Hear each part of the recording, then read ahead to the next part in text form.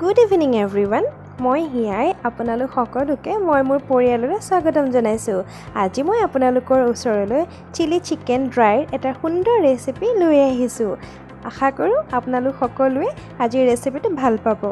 বলক তেন্তে আজিৰ ভিডিঅ'টোৰ মাজলৈ। চিকেনখিনি বনাবলৈ এতিয়া মই প্ৰথমতে আলুখিনি ফ্ৰাই কৰি ল'ম। এতিয়া গেছত এখন পেন এনেদৰে গৰম হ'বলৈ দিছো আৰু পেনখন গৰম হোৱাত মই ইয়াত তেলখিনি দি আলুখিনি ফ্ৰাই কৰি ল'ম। কেৰাহীখন গৰম হোৱাত মই ৰিফাইন অইলখিনি ইয়াত এড কৰি দিছো আৰু এই অইলখিনি অলপ সময় গৰম হ'বলৈ দি আলুখিনি ইয়াত দি দিম। তেলখিনি প্ৰায় গৰম হৈছে। এতিয়া ইয়াত মই আলুখিনি ভালদৰে দি ফ্ৰাই কৰি ল'ম। আলুখিনি দিয়া হৈ গ'ল।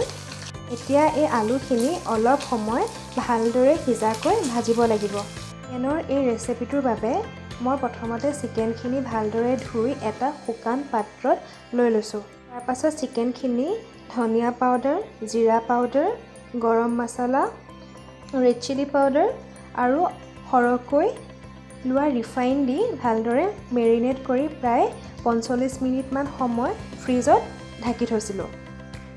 এয়া আমাৰ আলুখিনি ভজা প্ৰায় হৈ গৈছে। এতিয়া এই আলুখিনি মই বেলেগ এটা পাত্ৰলৈ নমাই থ'ম।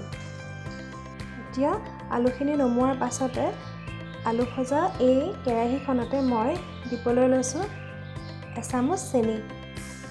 চেনিখিনি দিয়া হৈ গ'ল।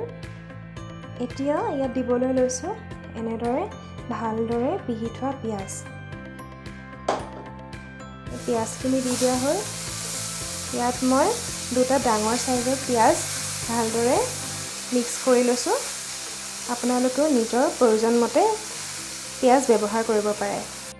আমাৰ পিঁয়াজখিনি প্ৰায় ৰঙচুৱা হৈছে। এয়া দেখিছেই। এতিয়া ইয়াত মই ব্যৱহাৰ কৰিম এনেদৰে কাটি থোৱা দুটা বিলাহী। এতিয়া বিলাহীখিনি ইয়াত দি দিয়া হৈছে আৰু বিলাহী আৰু পিঁয়াজখিনি ভালদৰে গলি যোৱাকৈ অলপ সময় ভাজি থাকিব লাগিব।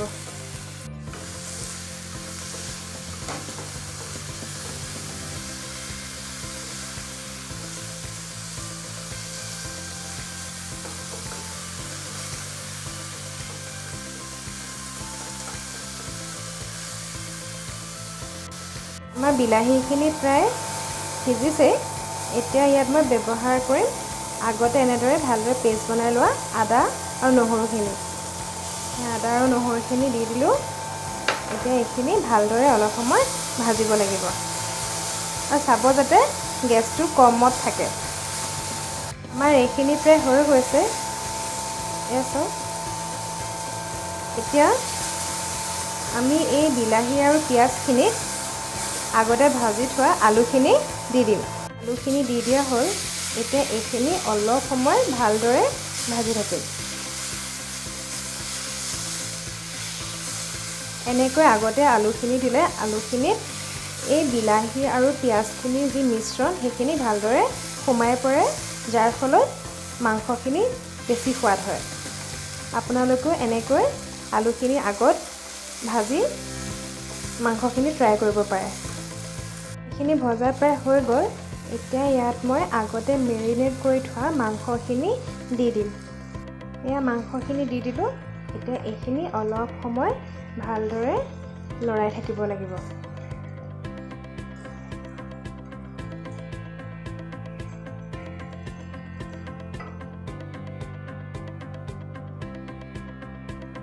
এতিয়া এই মাংসখিনিত মই নিজৰ সোৱাদ অনুসৰি নিমখ দি দিম। আপোনালোকে নিজৰ সোৱাদ অনুসৰি নিমখ দি ভালদৰে লৰাই ল'ব। নিমখ দিয়া হৈ গ'ল।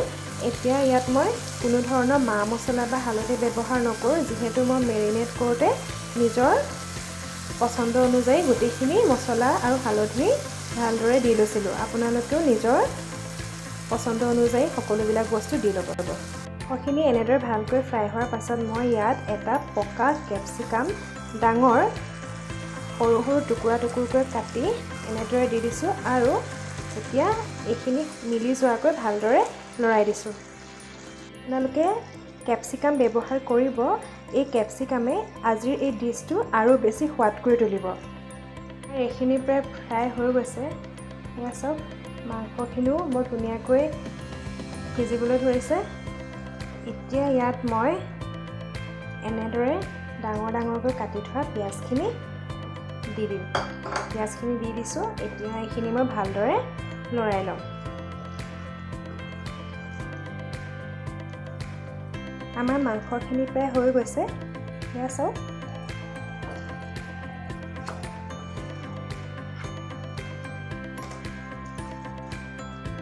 আমাৰ মাংসখিনি প্ৰায় হৈ গ'ল এতিয়া মই গেছটো অফ কৰি অন্য এটা পাত্ৰলৈ মাংসখিনি কাঢ়ি ল'ম এয়া আমাৰ চিকেনখিনি ৰেডি হৈ গ'ল এই চিকেনখিনিৰ ওপৰত মই সৰু সৰুকৈ কাটি থোৱা কাজু বাদাম এনেদৰে ওপৰত দি দিছোঁ এই কাজু বাদামখিনিয়ে চিকেনখিনি আৰু বেছি টেষ্টি কৰি তোলে আপোনালোকেও যদিহে কাজু খাই ভাল পায় তেন্তে এই কাজু বাদামখিনি ইয়াত ব্যৱহাৰ কৰিব পাৰে আৰু যদিহে ভাল নাপায় তেন্তে কাজু বাদাম নিদিলেও ৰেচিপিটো কিন্তু বেয়া হৈ নাযায় সেইবাবে আপোনালোকে নিজৰ পছন্দ অনুসৰি দি ল'ব এই ভিডিঅ'টি আপোনালোকে ভাল পালেনে যদিহে ভাল পাইছে তেন্তে আজি এই ভিডিঅ'টি লাইক কমেণ্ট আৰু শ্বেয়াৰ কৰি দিবলৈ নাপাহৰিব লগতে যিসকলে মোৰ চেনেলটি এতিয়াও ছাবস্ক্ৰাইব কৰা নাই সেইসকলে মোৰ চেনেলটি ছাবস্ক্ৰাইব কৰি কাষতে থকা বেল আইকনটি প্ৰেছ কৰি দিব যাতে আহিবলগীয়া ভিডিঅ'সমূহৰ ন'টিফিকেশ্যন আপোনালোকে পাই থাকে ক'লে মোৰ চেনেলটিক নতুনকৈ ছাবস্ক্ৰাইব কৰিছে তেওঁলোকক মই অশেষ ধন্যবাদ জনাইছোঁ